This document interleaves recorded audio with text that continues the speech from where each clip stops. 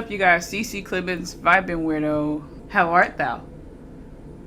Great. Okay, I'm gonna do a reaction to the Stranger Things 4 Volume 1 recap from Netflix themselves. Then after that, I'm gonna give my thoughts on Season 4 Volume 1, questions, some theories, and also some of my favorite moments and quotes that live rent-free in my head. So let's get right into it.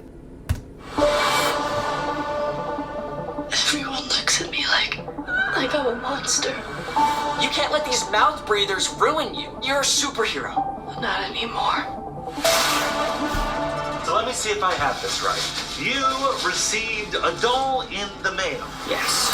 And you believe it's from Russia. Oh, yes.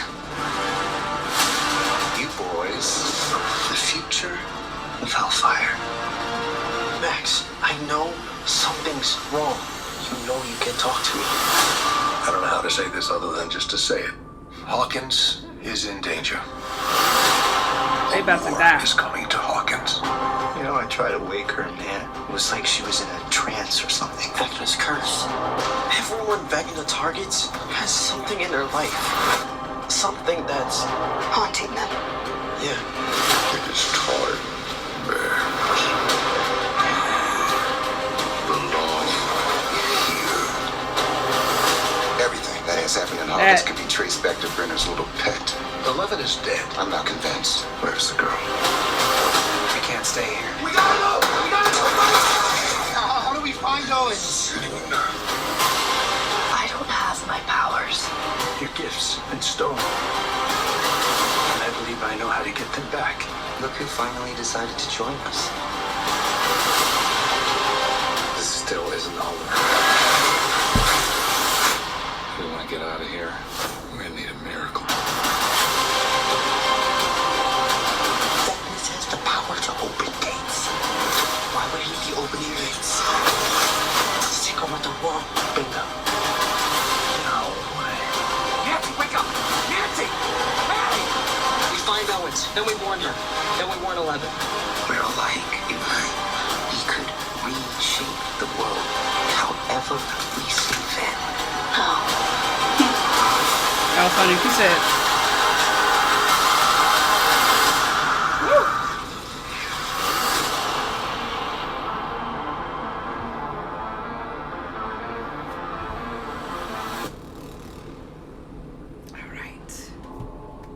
all right, yes, absolutely. Okay, all right, y'all. So that was a nice, very brief recap of the epicness that took place in season 4 volume 1. So I'm just gonna give my thoughts, a brief overview of like kind of how things ended, and just kind of what I'm looking forward to on the last 2 episodes. First of all, the season was incredible. It was amazing. It could be the best season to me, which is hard because season 1, all seasons are just wonderful, but season 1 had a special place in my heart. I've now watched season 4 5 times, all the way through, which is it's crazy. It's just been a really great season. It's been 3 years. I'm making up for lost time, and I'm also just waiting. Trying to fill in the void until part 2 comes out as well. So it's kind of a combination of things. Well, the whole season, a lot of groups are split apart. That's the main premise or theme of part 1 starting out. They're splitting apart, but then eventually towards the end, they come together, and that's what we're waiting for. Right, so you have one crew. You got Mike, you got Will, Jonathan, Argyle, he's a new character. He's funny, love the hair. And then 11 at first, but nope. She has to embark on her own journey with Dr. Brenner, the other doctor, I forgot his name. He's a cool guy with Project Nina. To figure out what she's buried in her memories, what she repressed.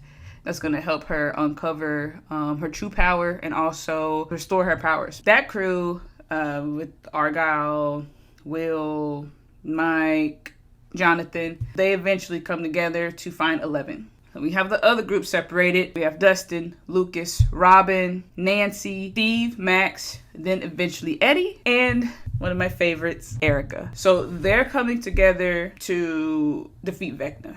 They're trying to figure out Vecna, how to defeat him, all of that stuff. We can't forget about Hopper. He's alive. Joyce, the bald bastard, which Murray. I can't help but call him that now because of Erica.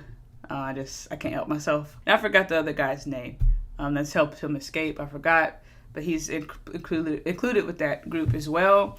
They're in Russia, and they're just trying to figure out life and how to live and get back, and just come back to Hawkins, or just, not Hawkins, but just come back to the United States. Just come back home. At the end of it, we see Hopper and Joyce, they reunite with the bald bastard, looking at them like, okay. Mike, Will, Jonathan, Argyle, they are on a quest they're getting close to finding 11. Other group get back home, or from the Upside Down, but Nancy is stuck because Vecna, is trying to make her float like it. Now that's how the show ends. The season was incredible, how they broke down the story, built it up, and then at the end it just has us anticipating for them to reunite. And the crazy thing is none of them know that Hopper is still alive. So when that happens, I just feel like it's gonna be insane. Like the amount of joy and happiness, and I think for 11, the strength that she'll get from that is going to be incredible. So now I'm just going over just like some parts of the show that I like and just some theories and things like that.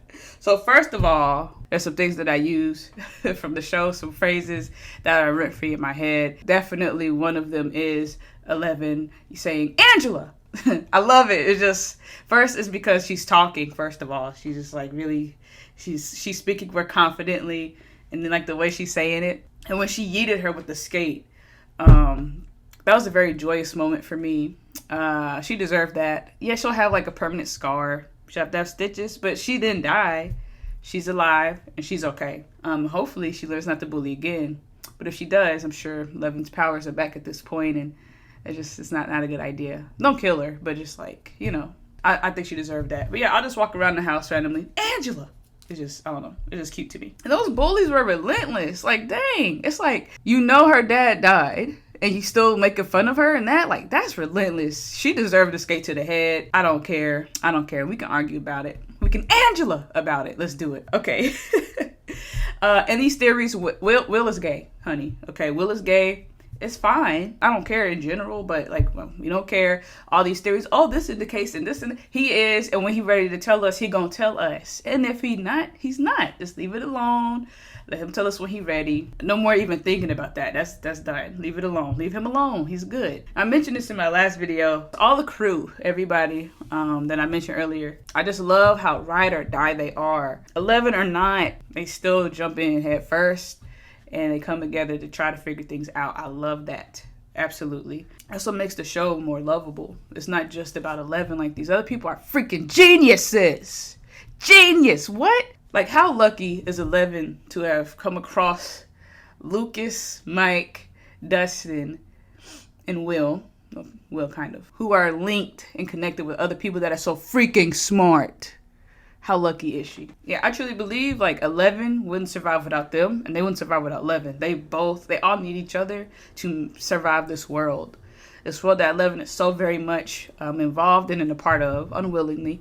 Yeah, it's just a beautiful dynamic to see that. And let's talk about Max's episode 4. That was such a moving episode. I was on the verge of crying really hard if she did not make that. Better not, don't you do it. Don't you do it. And they did it, and I was so happy. And then the way the song was just edited with it was beautiful. It just added more emotions to it. I know there's going to be more deaths, but I really hope it does not include the main crew. I know it may not be realistic, but I don't care. I don't want it to be a situation where death messes up the whole show. I want this to remain the best show for me, and the way it ends is going to play a big part in that. So we'll see. We'll see how it plays out. For the rest of this season and season 5, since that will be the last one, I would like to see more Erica. Pretty sure we are the way that part 1 ended. And I also love when she said, just the facts. That's another rent-free thing in my head. Just the facts. All right, so now let's talk about the biggest moment of the whole season and the whole show. Vecna, aka One, aka Henry Krill. What? That probably one of the most mind-blowing moments in television history for me. Not just shows, but movies too. It really blew my mind. I had a feeling that One was the guy that was working at the Hawkins lab talking to 11. But what I didn't know or didn't realize at first or think is that he was Vecna. And I definitely did not think that he was Henry freaking Krill. At the end, when they zoomed in on him young, I was like, no freaking way. No. I was just like, oh my God, this is crazy. So well written. And his reasons for doing what he does is just like your normal evil person. Oh, you're going to control the world. We're overpopulating. We're messing up the balance of the ecosystem. Blah, blah, blah. You should die. Okay, whatever. Makes you think about the value of life for a little bit. But I definitely disagree with his methods. Overall, the story makes sense. I understand. I get it. Now, with him, I would still like to know powers came from. Because he was born with it naturally, which makes sense. But I want to know where that came from. Like, Elle, that scene where she put him, like, where she overcame, like, him trying to kill her. And that scene was just so good. Well, first what she said, no. He tried to kill her. The power of love gave her strength to defeat him and literally disintegrate him into a different dimension. What? But that whole scene where she just pushed him back and then did the like superhero landed on the floor, did her little baby steps and little baby walking steps. That was so cute and epic at the same time. Every time I saw him, like, you go, yes. I was so geeked. But even in that scene, I have several questions. Like, I wonder, did Elle create that, or was it there and she just put him there? Did he create it himself? This didn't really click until like literally the 5th time watching it, which is kind of sad. When Elle put him into a different dimension, that did not appear as the Upside Down. So the Upside Down is like dark. It's literally an alternate dimension of like what the world, the world is. It's just like a darker, dull version, lifeless. When one was transitioning into Vecna, it wasn't like that. It was this red, smoky, cloudy area with lightning. Just lightning bolts. And that's different from the Upside Down, or that's a different layer of it. I don't know, but I noticed that was different. So when he's Vecna, you see him in the Upside Down version of the Krill House. But whenever he uses powers against Max, I think Nancy too, but Max, the area that she went into, it was red and smoky. And the Krill House was separated. It was like floating in the air. But in the Upside Down world, it's not. It's intact. It's just like a dull, dark version of it. So I'm like, where did Elle put him? Did she like put him in hell? Like her version of hell? It's just interesting. Also, I noticed, I think the last episode when like Robin, Eddie, Steve, and Nancy were together with the demo bats, the sky was lightning. It was lightning red. It was lightning and it was red clouds in the sky. Not in the Upside Down, but in the sky within the cloud. I think it touched the house at one point, but I feel like whatever that sky is, like above the clouds, that area is where Vecna was created. And I'm thinking, if that is the heavens of the Upside Down, then maybe that's hell. I don't know. It's just a theory, or it's not even a theory. I'm curious to know what it is, because there's more to it. They did that on purpose. Back to when 11 opened the gate, which is the same day that Will Byers went missing. I wonder if the Upside Down was already there, or if it was created by Vecna the day that 11 opened up the gate. You know what I'm saying? Like, if we didn't see the Upside Down when Vecna was created, and then the Upside Down setting is stuck the day Will Byers went missing, the day that 11 opened the gate. So I'm like, was it there to begin with and it paused and it was stuck? Or was it not created until that day to get to 11? Like I said, I'm probably going too far, but these are just some questions I have. I just have questions. And also, when Elle's power, when she was in Project Nina, and her powers came back for like 0.11 seconds,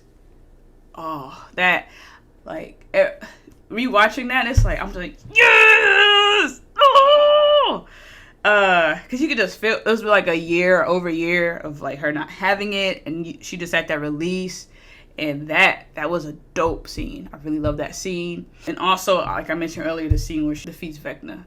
And yeah, so that's all. I've rambled a lot. That's why I usually don't do videos like this, because I'm like all over the place.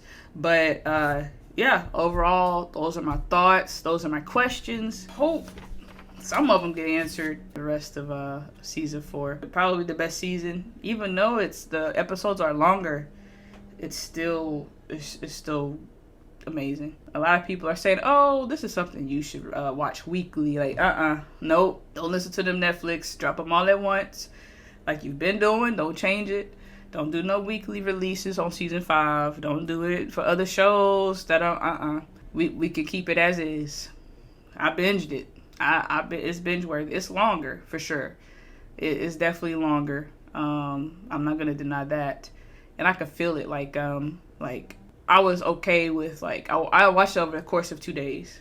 I watched 2 episodes one night, and I was, even though I was excited to watch the next one, I was okay with waiting until the next day just because of how lengthy they were. So I will say that.